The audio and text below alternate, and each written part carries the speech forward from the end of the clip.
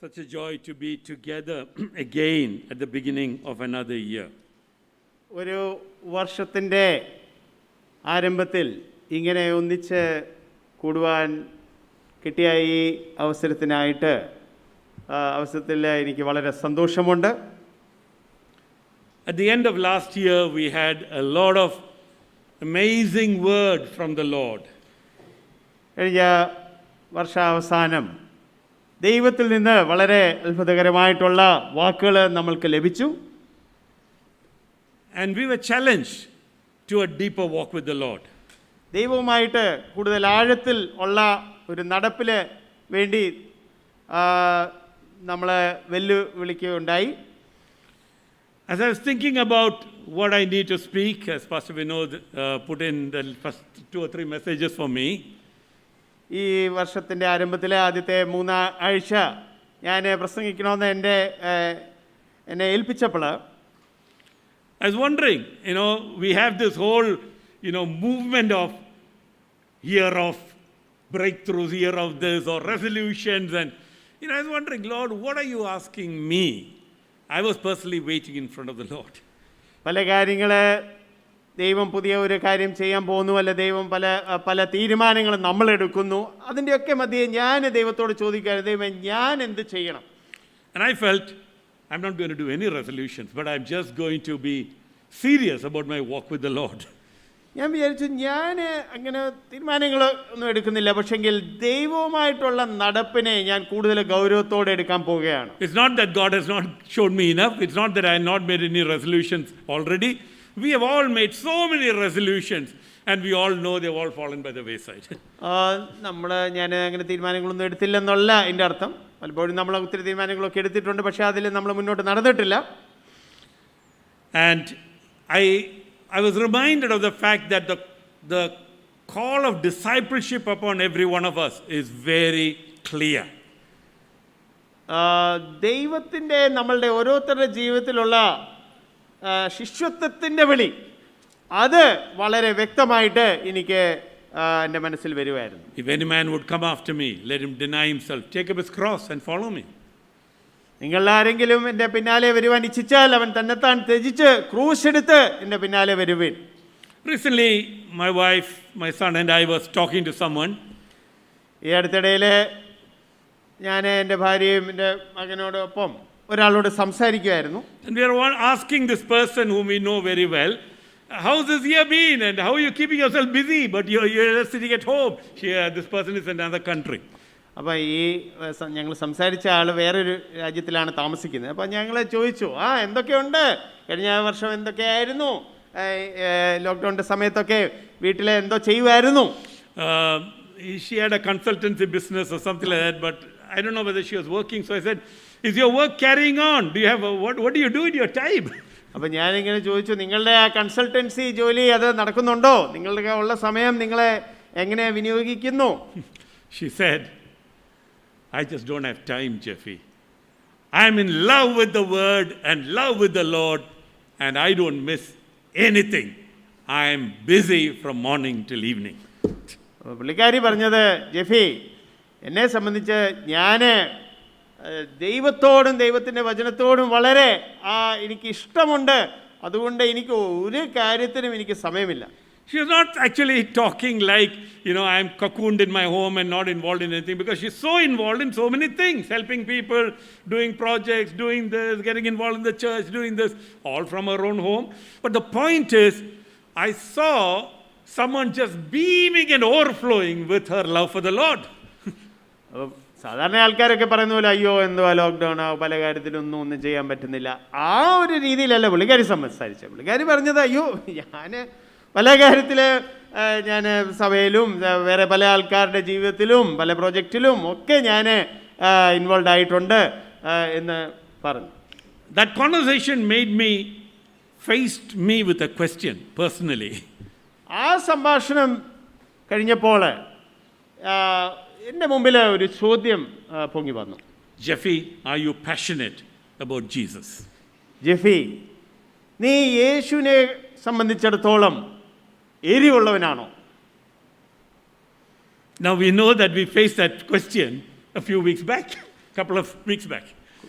1-2 ആഴ്ചകൾക്ക് മുമ്പ് doctor Sam നമ്മളോട് സംസാരിച്ചപ്പോൾ ആ ചോദ്യം നമ്മളോട് ചോദിച്ചായിരുന്നു. And the Christmas meetings, in a way, has influenced this message, and it has influenced my mind quite a bit in the last few weeks. ആ ക്രിസ്മസിൻ്റെ മീറ്റിംഗ്സിൽ ഉണ്ടായിരുന്ന സന്ദേശങ്ങൾ അത് എൻ്റെ മനസ്സിനെ അത് സ്വാധീനിച്ചു. അതിൻ്റെ ഫലമായിട്ടും കൂടാണ് ഞാൻ ചില കാര്യങ്ങൾ ഇന്ന് നിങ്ങളോട് സംസാരിക്കുന്നത്. I've been disturbed by the messages. ആ സന്ദേശങ്ങൾ വന്ന് എന്നെ അസ്വസ്ഥനാക്കി. In a good way. Sometimes disturbance are very good because you are disturbed from your what should I say, your passivity and your self-satisfied attitude and okay, chalta hai attitude, and you're shaken to, by God to say, wake up. ചിലപ്പോൾ നമ്മൾ അസ്വസ്ഥരാകുന്നത് നല്ലതാണ്. എന്താണെന്ന് വെച്ചാൽ നമ്മൾ ഒന്നും ചെയ്യാതെ ഇങ്ങനെ ശൈഥിലമായിട്ട് ഇരിക്കുന്ന ആ ഒരു സ്ഥാനത്ത് നിന്ന് ദൈവം നമ്മളെ ഒന്ന് വിളിക്കി ഉണർത്തുന്നത് അത് വളരെ നല്ലതാണ്. I hope all of us have been provoked to hunger for God more as a result of that meeting. I have been, and I've realized that God has been speaking to me during those meetings. ആ മീറ്റിംഗ്സിൽ കൂടി നിങ്ങളെയും ദൈവം ഉണർത്തിയായിരിക്കും അല്ലെങ്കിൽ ഒന്ന് കുലിക്കായിരിക്കും എന്ന് ഞാൻ പ്രതീക്ഷിക്കുന്നു. എന്താണെന്ന് വെച്ചാൽ എൻ്റെ ജീവിതത്തിലെ ദൈവം അങ്ങനെ ആ യോഗങ്ങളെ ഉപയോഗിച്ചു. Some of you may be aware of the fact that I was involved in I've got a new small interest or a hobby that I do at home. നിങ്ങളിൽ ചിലർക്കെങ്കിലും അറിയായിരിക്കും, എനിക്ക് ഉള്ള കുറച്ച് എക്സ്ട്രാ സമയം കിട്ടുമ്പോൾ ഞാൻ എൻ്റെ ഭവനത്തിൽ ഒരു പുതിയ കാര്യം ചെയ്യുന്നുണ്ട്. And that's gardening. അത് ഞാൻ ഒരു ചെറിയ കൃഷി ചെയ്യുന്നുണ്ട്. And Sunil, I'm sorry, I keep referring to my Sunil. Okay? John here knows that because I teach him environmental management. As a result of that subject, that is why I got involved in this.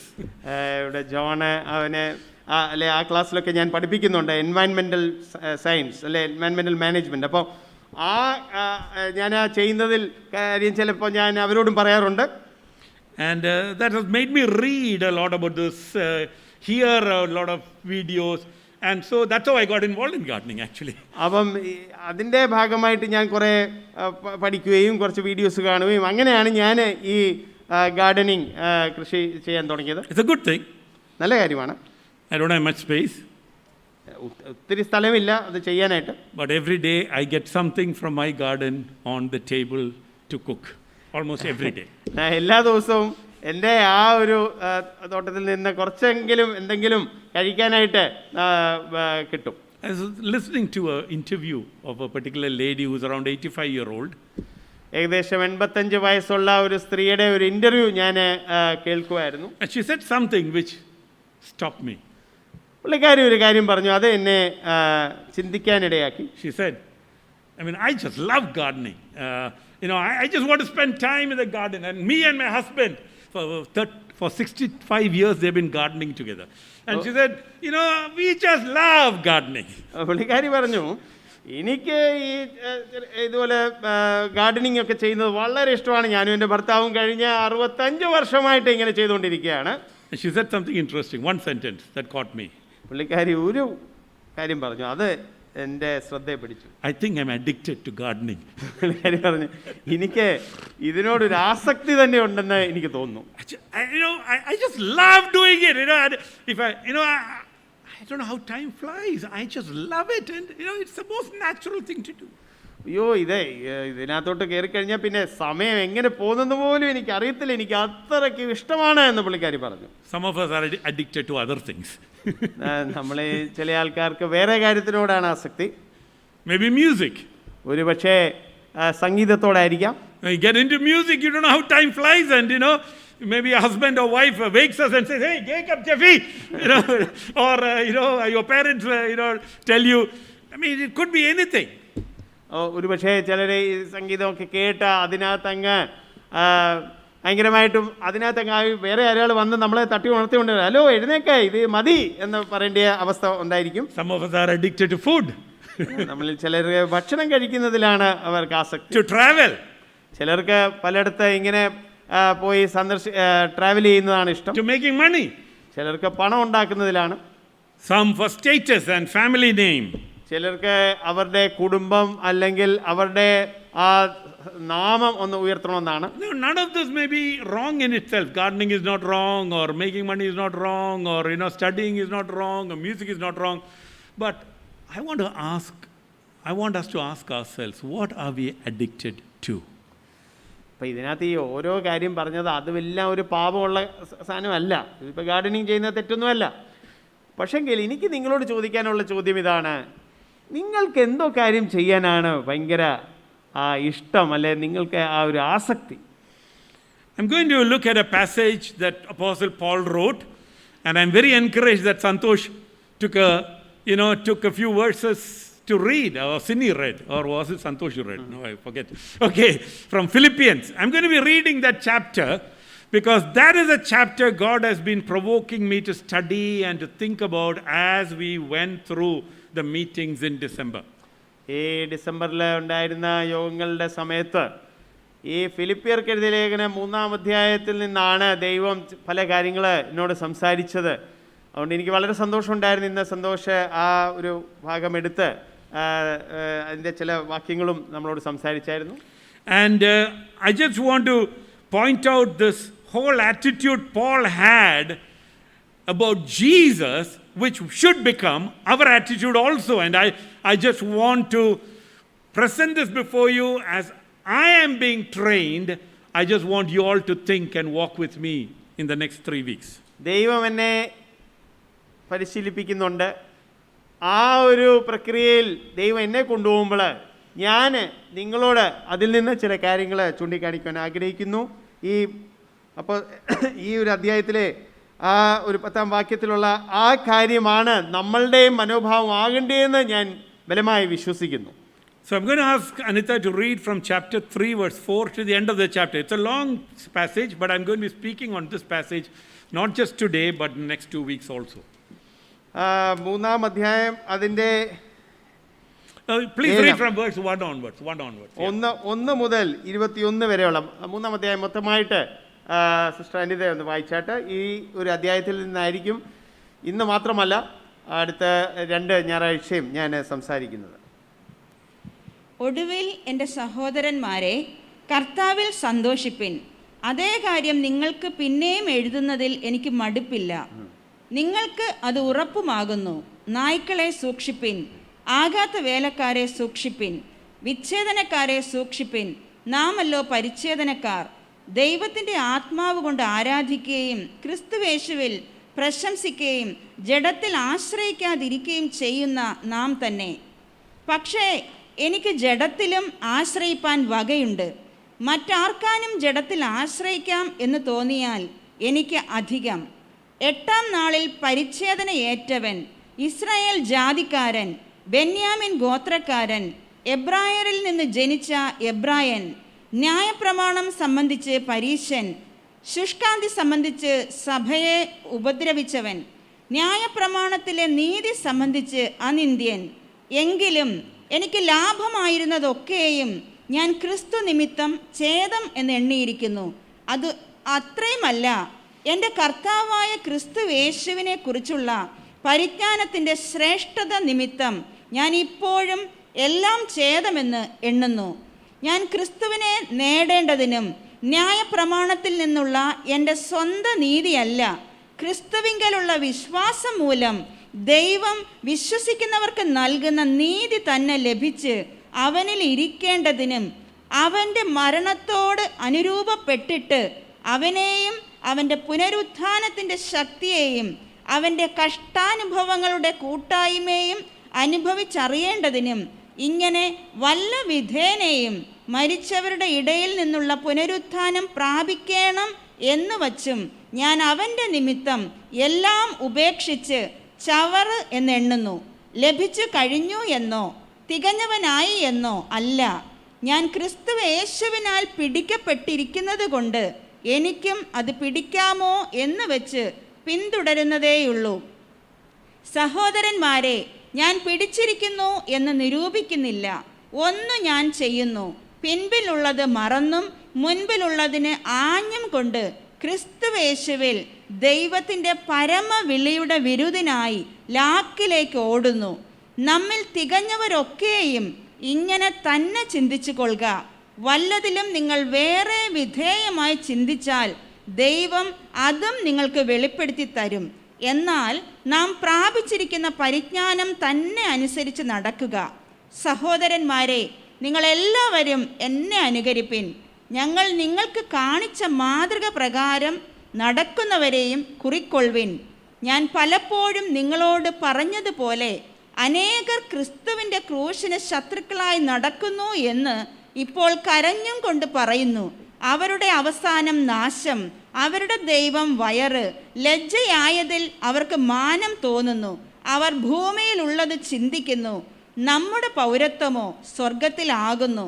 അവിടെ നിന്ന് കർത്താവായ യേശു ക്രിസ്തു രക്ഷിതാവായി വരും എന്ന് നാം ആകാംക്ഷയോടെ കാത്തിരിക്കുന്നു. അവൻ സകലവും തനിക്ക് കീഴ്പ്പെടുത്തുവാൻ കഴിയുന്ന തൻ്റെ വ്യാപാര ശക്തി കൊണ്ട് നമ്മുടെ താഴ്ചയുള്ള ശരീരത്തെ തൻ്റെ മഹത്വമുള്ള ശരീരത്തോട് അനുരൂപമായി രൂപാന്തരപ്പെടുത്തും. Thank you. When the book of Philippians was written when Paul was in prison. ഫിലിപ്പിയർക്കെഴുതിയ ലേഖനം പൗലോസ് എഴുതിയത് അദ്ദേഹം കാരാഗൃഹത്തിലായിരുന്നപ്പോഴാണ്.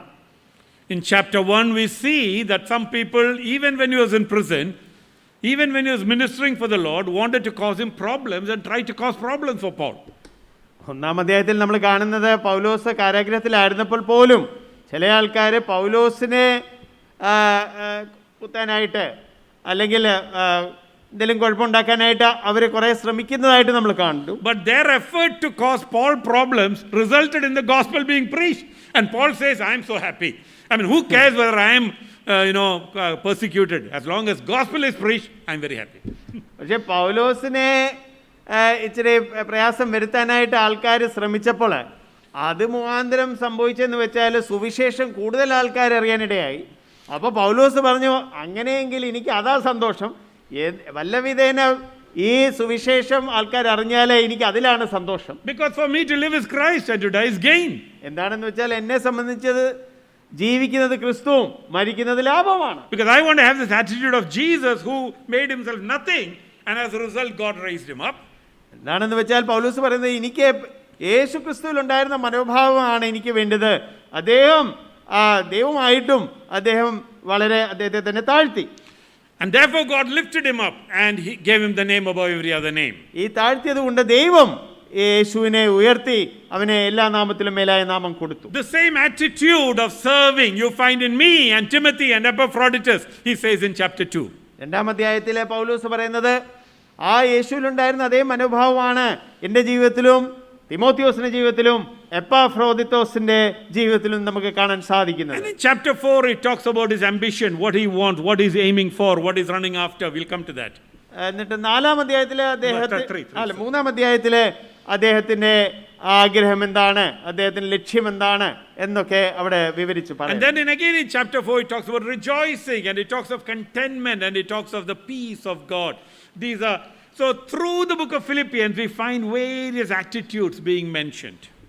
നാലാം അധ്യായത്തിലെ അദ്ദേഹം സന്തോഷത്തെക്കുറിച്ച്, സന്തോഷിക്കുന്നതിനെ പറ്റി പറഞ്ഞിട്ടുണ്ട്, സംതൃപ്തിയെക്കുറിച്ച് പറയുന്നുണ്ട്. അപ്പം ഈ ഫിലിപ്പിയർക്ക് എഴുതിയ ലേഖനം ഉടനീളം പല മനോഭാവങ്ങൾ ഇങ്ങനെ എടുത്ത് കാണിക്കുന്നതായിട്ട് നമുക്ക് കാണാം. It's a wonderful book if you want to study about attitudes and how you can be challenged to have the right attitudes in difficult situations. Study the book of Philippians, look at Paul's attitude and how he dealt with his situations, and it will help you immensely in your walk with the Lord.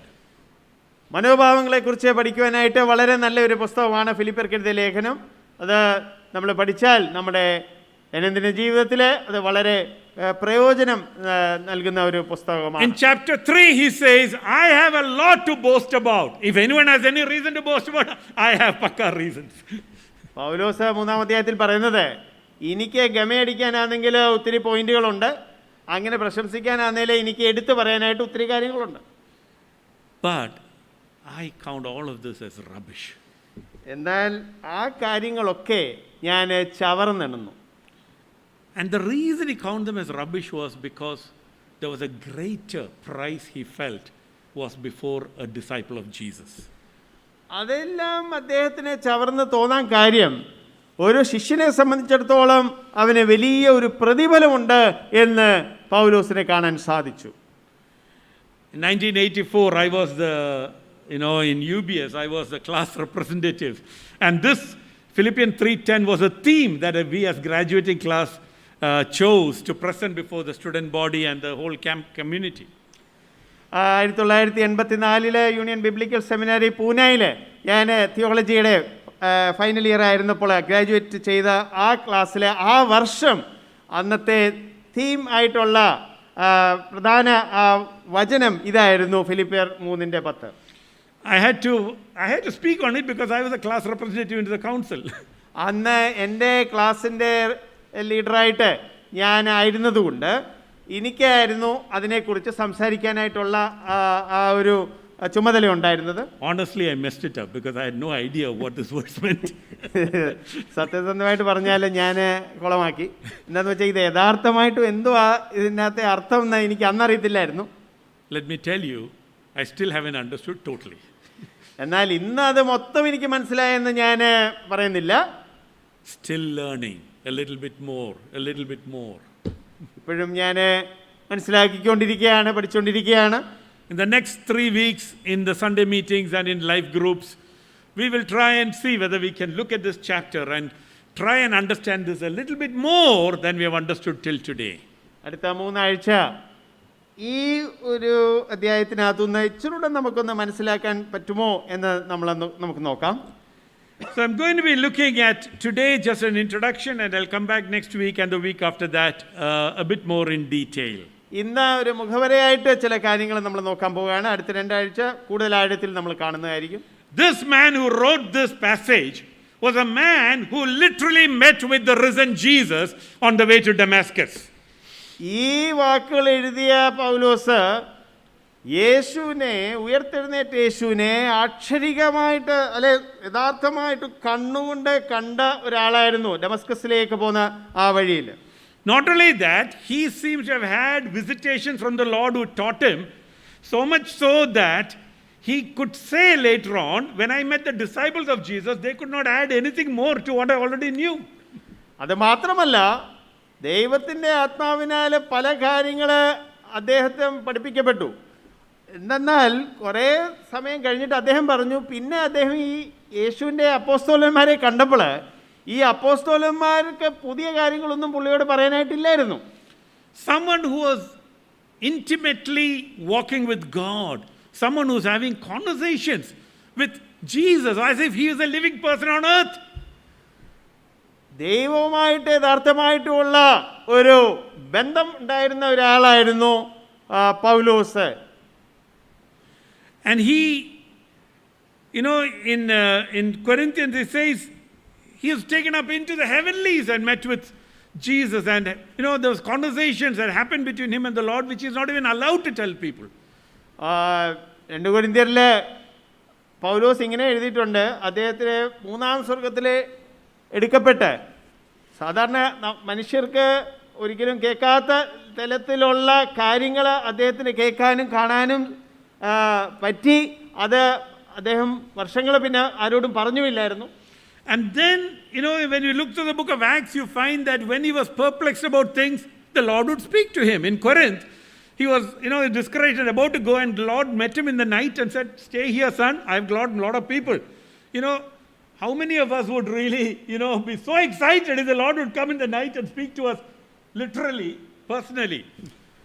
അത് മാത്രമല്ല, ദൈവം അദ്ദേഹത്തെ വളരെ വ്യക്തമായിട്ട് നയിക്കുന്നുണ്ടായിരുന്നു. ഉദാഹരണത്തിന് കൊരിന്തിലായിരുന്നപ്പോൾ ഒരു സമയത്ത് പൗലോസ് വളരെ നിരാശനായിരുന്നു. എന്നാൽ ഒരു രാത്രി ദൈവം അദ്ദേഹത്തിന് പ്രത്യക്ഷപ്പെട്ട് ദൈവത്തിൻ്റെ ദൂതൻ അദ്ദേഹത്തോട് പറഞ്ഞു, നീ ഇവിടെ തന്നെ കുറച്ച് നാളൂടെ നിൽക്കണം, എനിക്ക് ഈ പട്ടണത്തിൽ വേറെ ഒത്തിരി ആൾക്കാരുണ്ട്. At one time he wanted to go to some place and the Spirit of the Lord said no. And he didn't know what he's supposed to do, and the Spirit of the Lord spoke to him. Someone who intimately used to meet with the Lord and someone to whom the Lord made himself real. വേറൊരു സമയത്ത് അദ്ദേഹത്തിന് ഒരു സ്ഥലത്തോട്ട് പോകാനായിട്ട് അദ്ദേഹം തീരുമാനിച്ചു. എന്നാൽ അങ്ങോട്ട് പോകണ്ട, വേറൊരു സ്ഥലത്തേക്ക് പോകാനായിട്ട് ദൈവം അദ്ദേഹത്തെ നയിക്കുന്നതായിട്ട് നമുക്ക് കാണാം. ഞാൻ പറഞ്ഞു വരുന്നത് പല രീതിയിൽ വളരെ അടുപ്പത്തിൽ ദൈവത്തോട് നടന്ന ഒരു വ്യക്തിയായിരുന്നു പൗലോസ്. Someone who knew the Lord. കർത്താവിനെ അറിയാവുന്ന ഒരാളായിരുന്നു. Now, when we look at the word know in the scriptures, the word is first used when Adam and Eve came together in a physical relationship. It says, Adam knew Eve and they had a son. ഈ ദൈവത്തിനെ അറിയാം എന്ന് പറയുമ്പോൾ ഈ അറിയാം എന്നുള്ളൊരു പദം ബൈബിളിൽ ഏറ്റവും ആദ്യം ഉപയോഗിക്കുന്നത് ഉൽപ്പത്തി പുസ്തകത്തിലാണ്. അവിടെ ആദാം ഹവ്വായെ അറിഞ്ഞു, അറിഞ്ഞപ്പോൾ അവർക്ക് ഒരു കുട്ടി ഉണ്ടായി എന്നാണ് അവിടെ പറയുന്നത്. That's the same word used, know.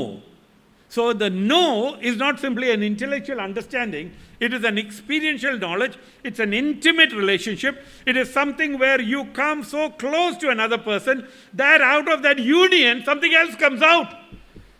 അതുകൊണ്ട് ഈ അറിയാം എന്ന് പറയുമ്പോൾ അത് വെറും ഒരാളെ ഈ ബുദ്ധിമണ്ഡലത്തിൽ അറിയുന്നതിനെ പറ്റിയല്ല, അത് അനുഭവത്തിൻ്റെ തലത്തിൽ വേറെ ഒരാളെ അറിയുകയും അങ്ങനെ അറിയുന്നത് മൂലം വേറെ ചില കാര്യം ഉളവാകുന്ന ഒരു ബന്ധമാണ് നമ്മളെ അറിയും എന്ന് പറയുമ്പം അർത്ഥമാക്കുന്നത്. Let me illustrate this. ഞാനിത് ഒന്ന് വിവരിച്ച് പറയട്ടെ. In Malayalam we actually have words that makes it different. In English it's only one word. Actually in Hebrew also one word I think. മലയാളത്തിൽ വേറെ കുറച്ച് പദങ്ങളും ഉണ്ട്, പക്ഷേ എബ്രായ പദം ഇംഗ്ലീഷിലും അതിൻ്റെ ഒരു പദമേ ഉള്ളൂ. For example, if I ask you, ഉദാഹരണത്തിന് ഞാൻ നിങ്ങളോട് ഇപ്പോൾ ചോദിക്കാതിരിക്കട്ടെ, how many of you know about Narendra Modi? Can all of you lift your hand who has heard about Narendra Modi? നിങ്ങൾ എത്ര പേർക്ക് മിസ്റ്റർ നരേന്ദ്രമോദി അറിയാം എന്ന് ചോദിച്ചു കഴിഞ്ഞാൽ, I'm asking how many of you know about Narendra Modi? നിങ്ങൾ എത്ര പേർക്ക് നരേന്ദ്രമോദിയെ കുറിച്ച് അറിയാം എന്ന് ചോദിച്ചു കഴിഞ്ഞാൽ, okay, some of you haven't heard about the Prime Minister also. That's very നിങ്ങളുടെ ചില interesting. ആൾക്കാർക്ക് പ്രധാനമന്ത്രിയെ കുറിച്ച് And അറിയത്തുപോലും someone ഇല്ല. studying in 12th standard also. Okay, just lifted the hand. Okay. Okay. Now, how many of you know Narendra Modi? ഇനി അടുത്ത ചോദ്യം, നിങ്ങൾ എത്ര പേർക്ക് മിസ്റ്റർ നരേന്ദ്രമോദിയെ അറിയാം എന്ന് ചോദിച്ചു കഴിഞ്ഞാൽ, Ajit has met him, looks like. You met him? You know him means, have you met him? To camps. Okay, so you met him. At least you met him. At least he knows a little bit of Narendra Modi. Okay. Now, knowing about him and knowing him are two different things. ഞാൻ പറഞ്ഞു വരുന്നത് ഒരാളെ കുറിച്ച് അറിയുന്നതും ഒരാളെ അറിയുന്നതും രണ്ട് വ്യത്യസ്തമായിട്ടുള്ള കാര്യമാണ്. But in Christianity, we mix up both of these things. പക്ഷെ നമ്മൾ വേദപുസ്തകത്തിൻ്റെ കാര്യങ്ങളൊക്കെ സംസാരിക്കുമ്പോൾ ഇതെല്ലാം ഒന്നായിട്ട് നമ്മളങ്ങ് കൂട്ടിക്കലർത്തും. So my question to you is a very simple question. To start off, I've got many other questions. ഇന്ന് എനിക്ക് നിങ്ങളോട് പല ചോദ്യങ്ങൾ ചോദിക്കാനുണ്ട്. എന്നാൽ ആദ്യത്തെ ചോദ്യം എനിക്ക് നിങ്ങളോട് ചോദിക്കാനുള്ളത്, Do you know Jesus? നിങ്ങൾക്ക് യേശുവിനെ അറിയാമോ? Maybe the better word in Malayalam would be Yeshuvine Parijayamundo.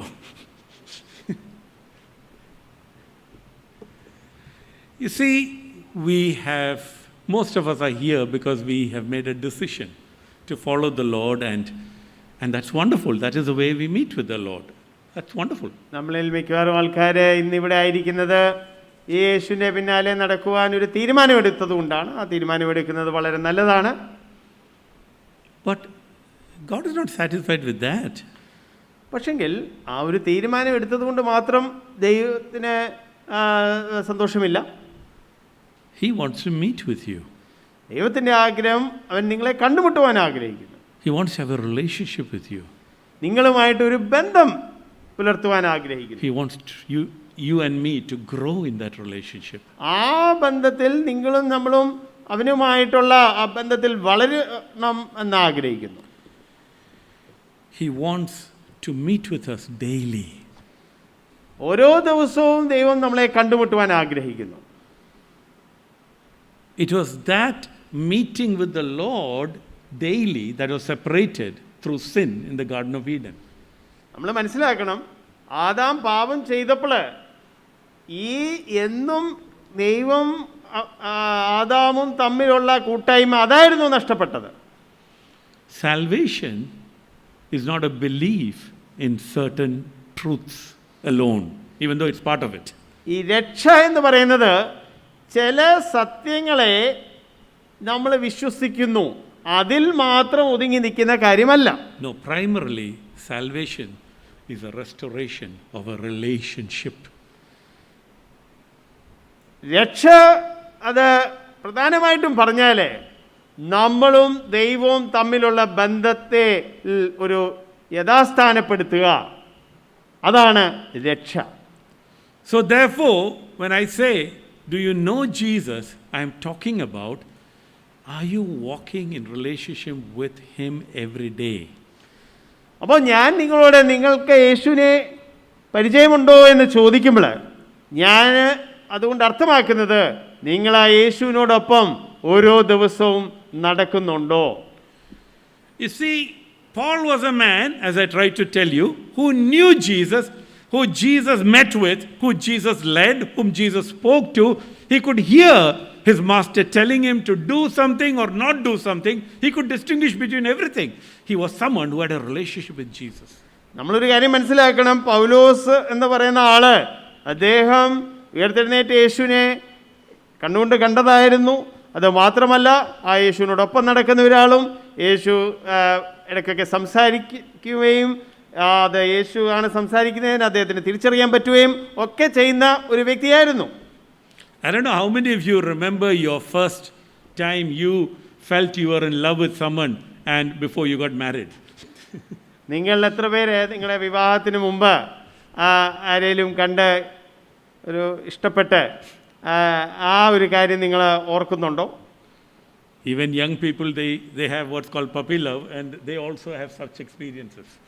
വളരെ പ്രായം കുറഞ്ഞ പിള്ളേർക്കും ചിലപ്പം അങ്ങനത്തെ ഒരു അനുഭവമൊക്കെ അവർക്ക് വന്നിട്ടുണ്ടായിരിക്കാം. They say, oh, I feel so.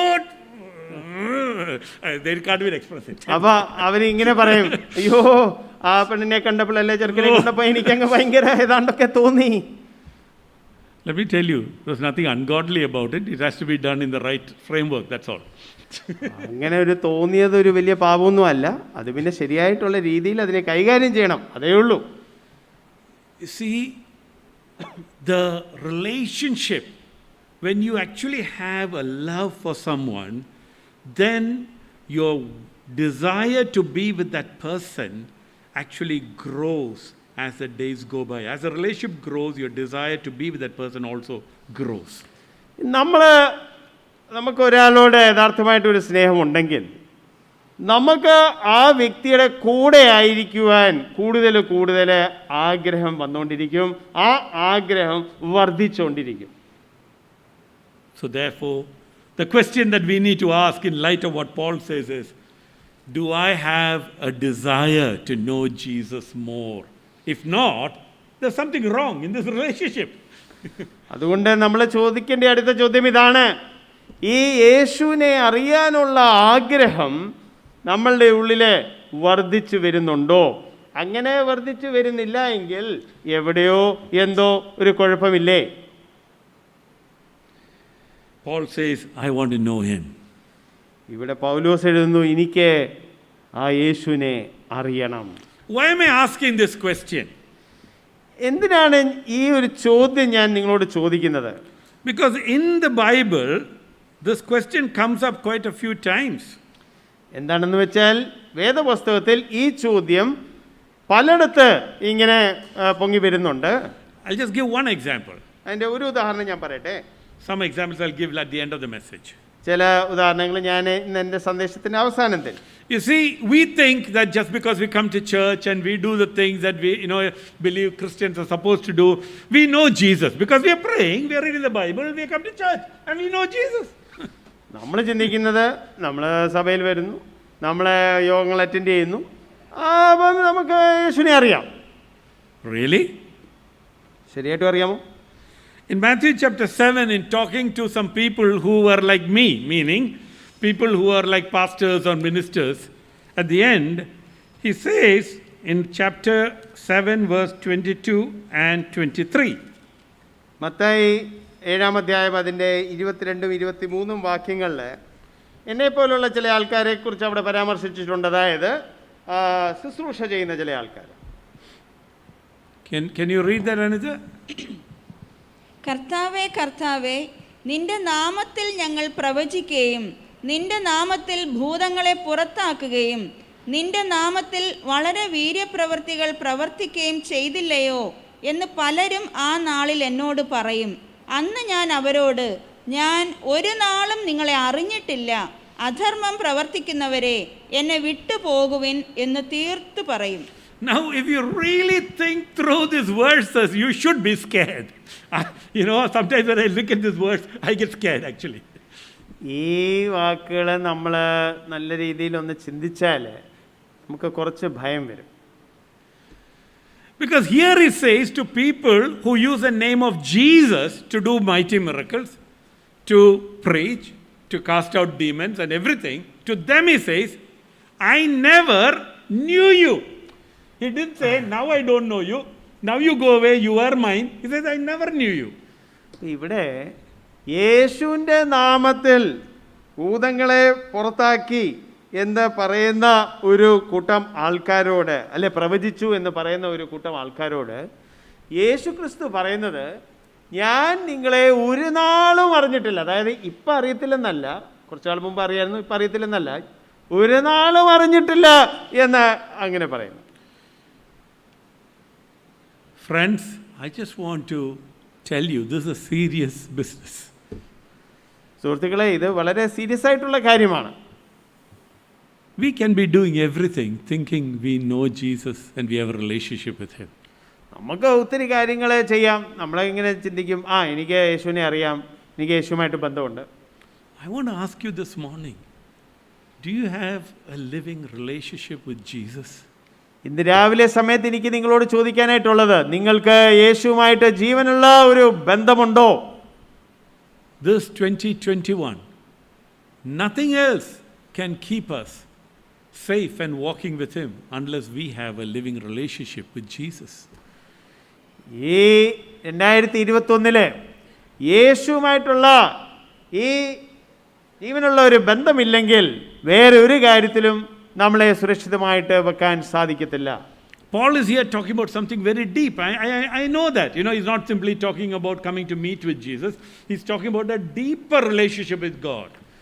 പൗലോസ് എനിക്ക് യേശുവിനെ അറിയണം എന്ന് പറയുമ്പോൾ യേശുവിനെ ആദ്യമായി കണ്ടുമുട്ടണമെന്നല്ല പറയുന്നത്, ഈ ഓൾറെഡി അറിയാവുന്ന യേശുവിനെ ആഴത്തിൽ അറിയണം എന്നാണ് ഇവിടെ പൗലോസ് ആഗ്രഹം പ്രകടിപ്പിക്കുന്നത്.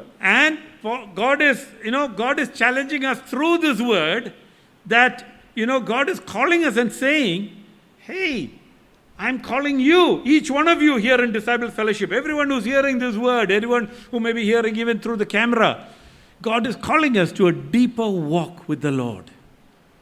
എനിക്ക് പറയാനുള്ളത്, ദൈവം നമ്മളെ ഓരോരുത്തരെയും, ഇന്ന് യൂട്യൂബിലെ നമ്മളെ ഈ തത്സമയം കാണുന്ന ആൾക്കാരോടും എനിക്ക് പറയാനുള്ളത്, ദൈവവുമായിട്ട് ഒരു അടുത്ത ബന്ധത്തിൽ നടക്കുവാനായിട്ടാണ് ദൈവം നമ്മളെ ഓരോരുത്തരെയും വിളിക്കുന്നത്. So that if the Lord would come even today, we are ready, we are prepared, we are saying, yes Lord, Maranatha, rather than being scared and running away.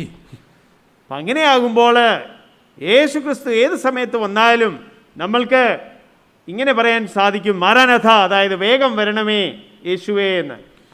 അല്ലെങ്കിൽ നമ്മൾ അയ്യോ ഇപ്പോൾ ഉടനെ വരണ്ട എന്നുള്ള രീതിയിലായിരിക്കും പലരും പറയാൻ പോകുന്നത്. Let's move on very fast. Paul here talks about a few other things.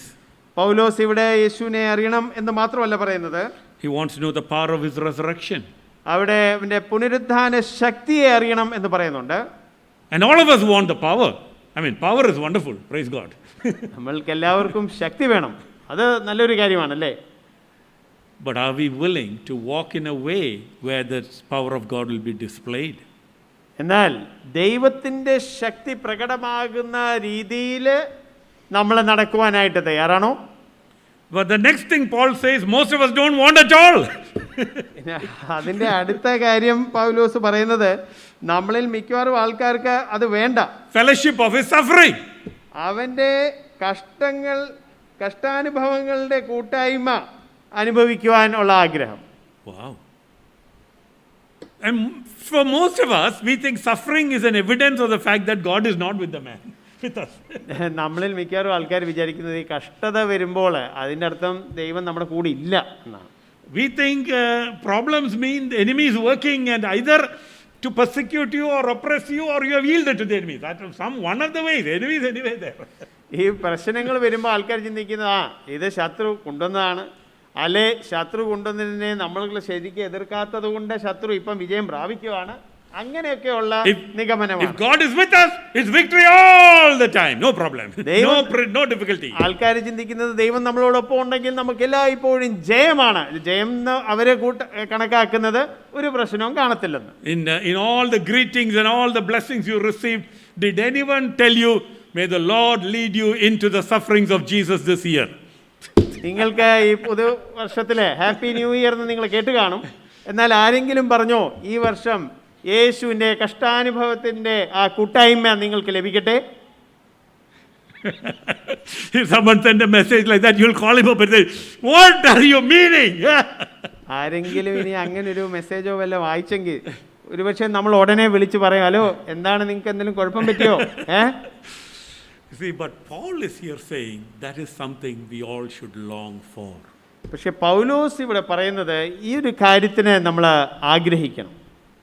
It is something that every disciple of Jesus needs to take upon himself. ക്രിസ്തുവിൻ്റെ എല്ലാ ശിഷ്യന്മാരും ഈ ഒരു കാര്യം അവരെ ഏറ്റുവാങ്ങണം.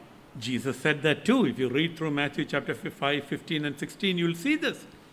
If you are my disciple, you will go through these problems. Mathai എഴുതിയ സുവിശേഷം 15 യോഹന്നാൻ എഴുതിയ സുവിശേഷം 15-16 ഇങ്ങനെ പറഞ്ഞിട്ടുണ്ട്, നിങ്ങൾ എൻ്റെ പിന്നാലെ ശിഷ്യരായിട്ട് നടക്കുവാണെങ്കിൽ ഈ കാര്യങ്ങളൊക്കെ നിങ്ങളുടെ ജീവിതത്തിൽ നടക്കും. You see, Paul is talking about an amazing, relationship with the Lord, where he becomes a partaker of the experiences of Jesus in the way he actually worked out the salvation to accomplish the will of God. ദൈവത്തിൻ്റെ ഹിതം നിറവേറുവാൻ വേണ്ടി യേശുവിനോടൊപ്പം നടക്കുമ്പോൾ ഈ യേശുവിൻ്റെ ജീവിതത്തിൽ നടന്ന ആ കഷ്ടാനുഭവങ്ങളുടെ ആ ഒരു കൂട്ടായ്മ അദ്ദേഹത്തിനും ലഭിക്കും എന്ന് ആയിരുന്നു പൗലോസ് മനസ്സിലാക്കിയത്. When we want to give ourselves more totally to the Lord and to implicitly obey the will of God, very often we may also have to walk this path.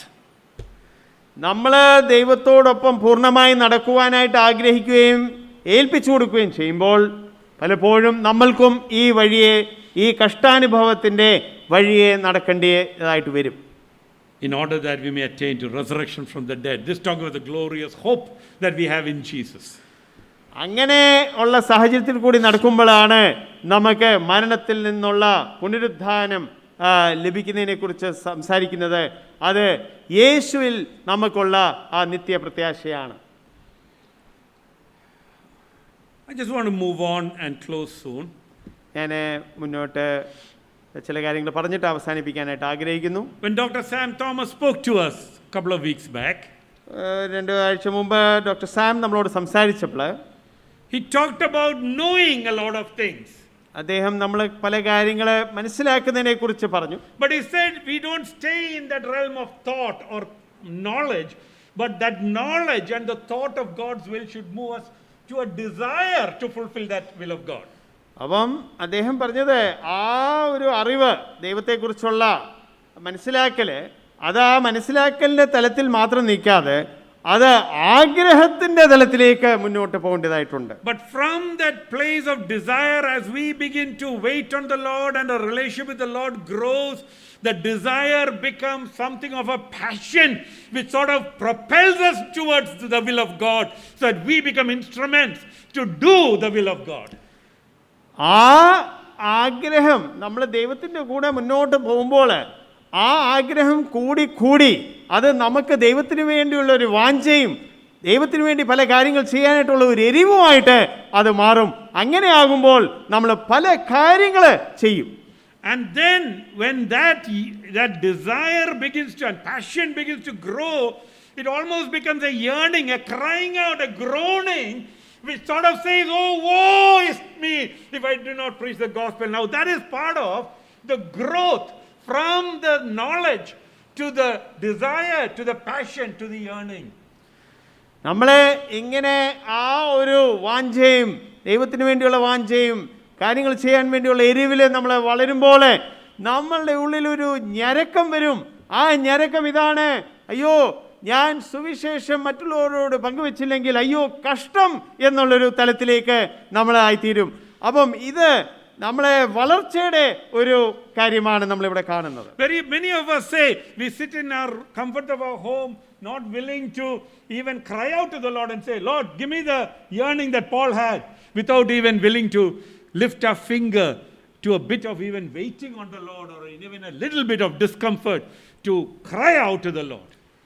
നമ്മളിൽ പലർക്കും പൗലോസിനുണ്ടായിരുന്ന വാഞ്ചയും എരിവും ഒക്കെ വേണമെന്നുണ്ട്. എന്നാൽ നമ്മൾ ഒരു വിരൽ പോലും നമുക്ക് അനക്കാൻ ആഗ്രഹമില്ല. I may not be speaking about any of you, but I'm speaking of the things that God is convicting me of these days. ഞാൻ നിങ്ങളെ ആരെങ്കിലും മനസ്സിൽ വെച്ചുകൊണ്ട് ഞാൻ പറയുവല്ല. ഞാൻ ഈ നാളുകളിൽ ദൈവം എൻ്റെ ജീവിതത്തിൽ കാണിക്കുന്ന ചില കാര്യങ്ങൾ നിങ്ങളോട് പങ്കുവെക്കുന്നതേ ഉള്ളൂ. Because God says He will work in us if we really desire for it to happen in our lives. എന്താണെന്ന് വെച്ചാൽ ദൈവം പറയുന്നു, നമ്മൾ യഥാർത്ഥമായിട്ടും ഇങ്ങനെ ആഗ്രഹിക്കുകയാണെങ്കിൽ ദൈവം നമ്മുടെ ജീവിതത്തിൽ പ്രവർത്തിക്കും. I recently had the privilege to talk to a young man or young men along with a group of other young men in my home one day in the evening. ഈ അടുത്ത സമയത്ത് കുറച്ച് യുവാക്കൾ എൻ്റെ ഭവനത്തിൽ വന്നു. എനിക്ക് അവരോട് സംസാരിക്കാനായിട്ട് ഒരു അവസരം ലഭിച്ചു. And one of them was really bothered by a particular commandment of the Lord and struggling with this in his mind. അതിനകത്ത് ഒരാൾ ദൈവത്തിൻ്റെ ഒരു കൽപ്പനയെ സംബന്ധിച്ചിടത്തോളം വളരെ അസ്വസ്ഥനായിരുന്നു. അദ്ദേഹത്തിൻ്റെ മനസ്സിൽ വളരെ ചിന്താക്കുഴപ്പമുണ്ടായിരുന്നു. And we sat long into the night, almost to midnight, beyond midnight, talking at least 2 or 3 hours. ഒരു 2-3 മണിക്കൂർ പാതിരാത്രിയായി ഞങ്ങൾ സംസാരിച്ചുകൊണ്ടിരിക്കുകയായിരുന്നു. We talked about that particular issue from the Word of God. ആ സംസാരിച്ച ആ വിഷയത്തെക്കുറിച്ച് ദൈവവചനത്തിൽ നിന്ന് സംസാരിച്ചു. We talked about it from historical perspectives, how different church fathers dealt with that. ഞങ്ങൾ ചരിത്രപരമായിട്ട് നോക്കുമ്പോൾ പണ്ട് ഉണ്ടായിരുന്ന ദൈവത്തിൻ്റെ കൂടെ നടന്ന ആൾക്കാരൊക്കെ അതിനെ കൈകാര്യം ചെയ്തു എന്ന് ഞങ്ങൾ സംസാരിച്ചു. We had a young man there who knew modern Greek and ancient Greek, and we were looking at all those words and etc. അവിടെ യവന ഭാഷ അറിയാവുന്ന ഒരു പയ്യനുണ്ടായിരുന്നു. അപ്പം ഞങ്ങൾ അതിനെക്കുറിച്ചൊക്കെ കുറേ സംസാരിച്ചു. Then he had to leave. പുള്ളിക്ക് പോകേണ്ടി വന്നു. And then we continued talking. ഞങ്ങൾ പിന്നെ സംസാരിച്ചുകൊണ്ടിരിക്കുകയായിരുന്നു. And past midnight we prayed and we asked the Lord's will to be done, and we parted. അതിനുശേഷം ഞങ്ങൾ പ്രാർത്ഥിച്ചു. ഞങ്ങൾ കർത്താവിന് കാര്യങ്ങൾ സമർപ്പിച്ചു. At 1:30 I went to sleep. 1:30 മണിക്ക് ഞാൻ ഉറങ്ങി. But this young man went back to his home and continued to seek the face of the Lord. പക്ഷേ ഈ യുവാവ് ഭവനത്തിൽ പോയി ദൈവത്തിൻ്റെ മുഖം അന്വേഷിക്കാനായിട്ട് തുടങ്ങി. And he was awake till around 4:30 in the morning. രാവിലെ വെളുപ്പിനെ 4-4:30 വരെ അദ്ദേഹം ഉറങ്ങിയില്ല. Seeking God's face about that issue. ആ ഒരു വിഷയത്തെക്കുറിച്ച് ദൈവത്തിൻ്റെ മുഖം അന്വേഷിക്കുമായിരുന്നു. And later he told me, the next morning I got a call saying, I'm not convinced about all the questions I had yesterday night. I'm not convinced about, I'm not, all the questions are not yet dealt with. അദ്ദേഹം അടുത്ത ദിവസം എന്നെ വിളിച്ച് പറഞ്ഞു, എനിക്ക് പല ചോദ്യങ്ങളുണ്ടായിരുന്നു, എല്ലാ ചോദ്യത്തിനും എനിക്ക് ഉത്തരം കിട്ടിയിട്ടില്ല. But I know that I have to obey the Lord. പക്ഷേ എനിക്കറിയാം ദൈവം ഒരു കാര്യം പറഞ്ഞു, അതെനിക്ക് അനുസരിച്ചേ പറ്റൂ. From around 8:30 he was wrestling with this problem, and around 4:30 God told him, you need to get baptized. രാത്രി 8:30 മണി തൊട്ട് ഈ ഒരു കാര്യത്തെക്കുറിച്ച് ഇങ്ങനെ ചിന്തിക്കുകയും ഡിസ്കസ് ചെയ്യുകയും ചെയ്തു. പക്ഷേ വെളുപ്പിന് 4:30 ആയപ്പോൾ അദ്ദേഹത്തിന് ക്ലിയറായി ജലസ്നാനം എടുക്കണം. Do you seek the Lord with all of your heart? എനിക്ക് നിങ്ങളോട് ചോദിക്കാനുള്ളത്, നിങ്ങൾ ദൈവത്തെ പൂർണ്ണ ഹൃദയം കൊണ്ട് അന്വേഷിക്കുന്നുണ്ടോ? Proverbs 2:3-4 says, seek for wisdom like a treasure. Seek for it like you would not seek anything else, and then you'll find it. സദൃശ്യവാക്യം 2-ാം അധ്യായം അതിൻ്റെ 3-4 വാക്യങ്ങളിൽ അവിടെ പറഞ്ഞിരിക്കുന്നത്, നിങ്ങൾ ജ്ഞാനത്തെ നിങ്ങളൊരു നിധി അന്വേഷിക്കുന്ന പോലെ നിങ്ങൾ അന്വേഷിക്കണം. അങ്ങനെയാകുമ്പോഴേ നിങ്ങൾ അതിനെ കണ്ടെത്തത്തുള്ളൂ. In Isaiah 55:6 it says, seek the Lord.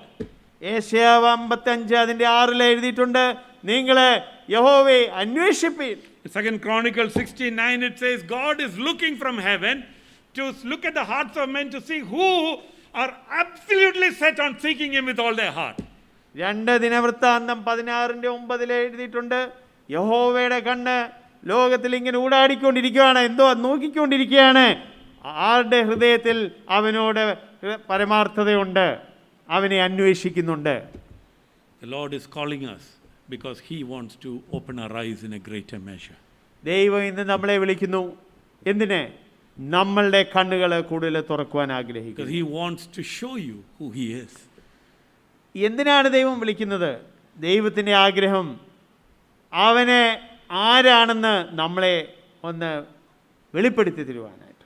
He wants you to know him ദൈവത്തിൻ്റെ ആഗ്രഹം നമ്മൾ അവനെ അറിയണം, in a deep way. നമ്മൾ ആഴത്തിലറിയണം. Paul understood that, he had experienced this, so he said, even because once you experience something wonderful, you really desire it. നമ്മളൊരു കാര്യം, ഒരു നല്ല കാര്യം ഒരു പ്രാവശ്യം അനുഭവിച്ചാൽ പിന്നെ നമുക്കത് കൂടുതൽ അനുഭവിക്കണമെന്ന് ആഗ്രഹം കാണും. അതുകൊണ്ടാണ് പൗലോസ് കുറച്ച് ദൈവത്തെ അറിഞ്ഞു കഴിഞ്ഞപ്പോൾ ഈ ദൈവത്തെ കൂടുതൽ അറിയണം എന്ന് അദ്ദേഹത്തിൻ്റെ ആഗ്രഹം ജ്വലിച്ചു വന്നത്. As you begin to desire to know God, നിങ്ങൾ ദൈവത്തെ കൂടുതൽ അറിയണം എന്ന് നിങ്ങൾ ആഗ്രഹിക്കുമ്പോൾ God will begin to work in our hearts, your heart and my heart, that we may truly desire and know him in a better way. നമ്മൾ ദൈവത്തെ അറിയണം എന്ന് ആഗ്രഹിക്കുമ്പോൾ ദൈവം തീർച്ചയായിട്ടും നമ്മളുടെ ജീവിതത്തിൽ ഹൃദയങ്ങളിൽ പ്രവർത്തിക്കും. Our knowledge will become a desire. അപ്പം അങ്ങനെയാവുമ്പോൾ നമ്മളുടെ അറിവ് അത് ഒരു ആഗ്രഹമായി തീരും. Our desire will become a passion. ആ ആഗ്രഹം അവന് വേണ്ടി ഒരു വാഞ്ചയായി തീരും. And then it will become a yearning where you will be propelled to move in the ways of God. ആ വാഞ്ച കൂടി കൂടി നമുക്ക് ഒരു ഞെരക്കമായി തീരും.